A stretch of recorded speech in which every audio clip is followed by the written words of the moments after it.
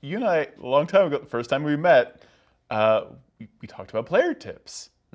Have those changed? And would you mind telling people your general player tips for playing any role-playing game? Sure, You've yeah. got so many people that watch Critical Role and are inspired by these characters and want to jump in, but it can be such an intimidating thing sometimes to do so. It very much can be. And player tips change in the fact that they just continue to grow. Yeah. When I first came out of the gate and doing Critical Role and began to talk about this, all of my player tips could only come from my personal experience. And then as the years have gone on and I've had the opportunity to play with other people, I've watched other people play, I've watched as communities have spoken about their wonderful experiences, their not so wonderful experiences, and we've all continued to learn from each other. It's a really great time to have all these resources to learn and tailor what sort of game you're looking for, which is a big first tip.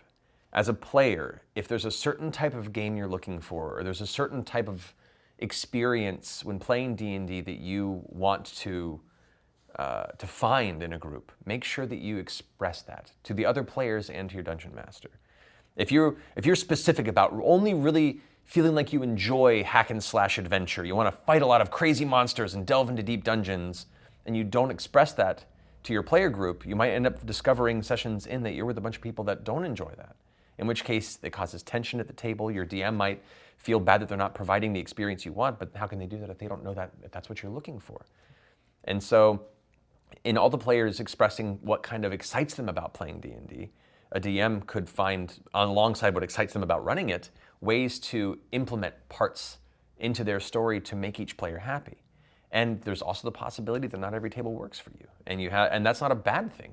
There are billions of people in this world who live very different lives and have very different ways they enjoy the things they do. So being at a table and realizing this doesn't work out for me is totally fine. And you express it with respect. Not, you're all bad and you should feel bad, but like, I don't know if this is working out, I might look for another game, or telling a player like, I don't know if this is right for you or so, if this isn't working out. But that all comes from communication out of the gate. Having a session zero and discussing these things really helps everyone make sure that you're on the same page and that you can respect what everyone's looking for and be excited when other people are getting the opportunity at the table to indulge in the things that they really enjoy about the game, even if it's maybe not yours. And you can instead be supportive of them in those moments. And then when it comes to a chance for you to really shine, you can do that too. So setting your expectations out of the gate and being very vocal with it with the rest of your gaming group is really important. And understanding that this is a shared experience. So just being as engaged with the other players at the table as you want them to be engaged when your moments to step forward and be part of the story happen. Through that mutual trust and respect, some truly magical things can happen. Other player tips, also be respectful of players' boundaries. And that comes from those early conversations as well. Let me go over a little bit in the book too. Make sure that you do not make choices or say things in the game that puts other people at the table in an uncomfortable place. Part of that discussion is being like, what I'm comfortable with, what things make me uncomfortable with, but they're okay if we brush by them. And if at any point it starts getting uncomfortable, have a way that you could express that, or anybody at the table can express it, and you all go, okay, and you continue the story, but just kind of shy away from that and adjust so as not to get it to a place where anyone could have a really bad time at the table. So these are all things that I didn't know growing up as a gamer. We didn't have these safety tools. We didn't have this kind of important discussion. And looking back at a lot of the not great game tables that I walked away from, I could see where this would have been an extremely helpful thing to have at the time. So I'm very glad that we're having these conversations, that we're learning these things from each other. As far as player tips within the game, oh man, there's so many great resources online. So I would say look online, search on YouTube, search on Google, look for player tips from different people and find tips that you think very much fit the kind of experience you're looking for at the game. And also listen to things that maybe aren't. And be like, okay, I wouldn't think about this when I was at a game table, that other people might have phobias for certain monsters. So as a dungeon master, if a player at the table really, really hates spiders, not like, ooh, they're gross, but like, I have a deep fear of spiders, I will not put a spider in the campaign. But you wouldn't know that unless you have these conversations, or you're told to by some of these tips online.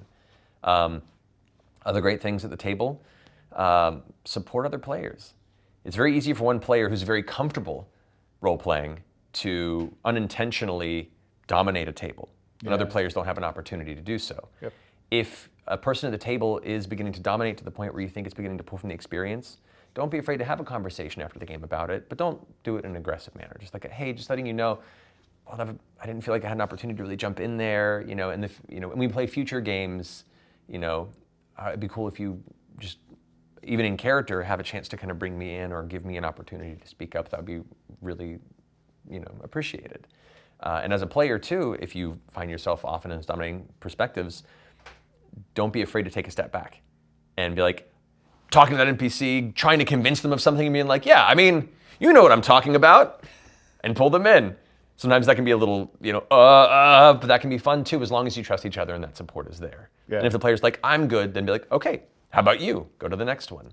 You know, basically teeing up other players, share that spotlight, begin a social encounter, and then take a step back and be like, does anyone else want to continue? And let opportunities arise where you can tee up other players and lift them up and support them to be part of this as well. You know, these are all just things that come from experience and learning and the dynamic within your game group too. So those are some tips off the top of my head that I think have definitely become very prominent over the years, and I see recurring within the community when it comes to discussions about gaming in D&D. If you liked this interview and you'd like to see more, go ahead and like the video, subscribe to the channel, and hit that little bell symbol so you're notified anytime a video like this comes out.